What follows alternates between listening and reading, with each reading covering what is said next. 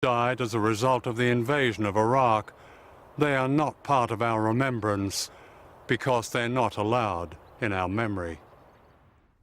Mark Curtis is an historian who writes on British foreign policy. His specialty is revealing long-forgotten official files. I've certainly uncovered a lot of episodes where Britain has been either involved in coups or has been involved in military interventions that have appalling impacts on people's lives that simply never get mentioned. They're never referred to in the newspapers. They never get on TV histories of Britain. They're just taken out, basically. They're deleted from our historical memory. Why does the public in Britain have such little idea of the sheer scale of this? Well, a very large reason for that is that, I mean, if you look at every war or every coup or every regime that Britain is supporting or been involved in, it's usually accompanied by an increasingly sophisticated public relations operation by the government. We're told that British foreign policy is based on promoting democracy, on spreading development and promoting human rights. Well, if you read the actual government planning files, planners are saying to themselves that their policy is not based on that. It's based on the control of oil. It's based on creating an international economy that works in the interest of British corporations, and it's based on maintaining their great power status. This culture of impunity is deeply embedded within British society.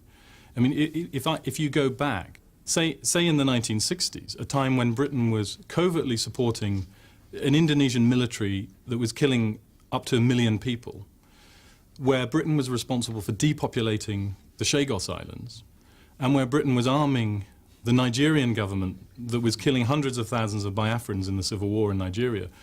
All of that was taking place under the Labour government in the 1960s, and none of those ministers have ever been questioned, and yet those decisions cost literally millions of lives. The attack on Iraq did not begin with shock and awe.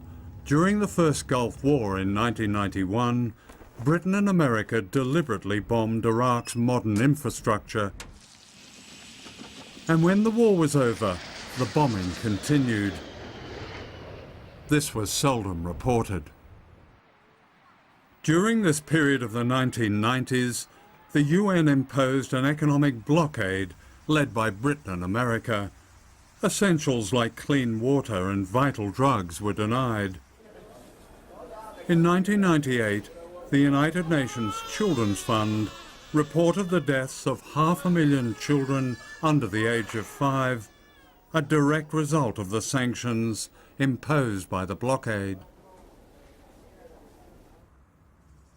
This is Dennis Halliday, former Assistant Secretary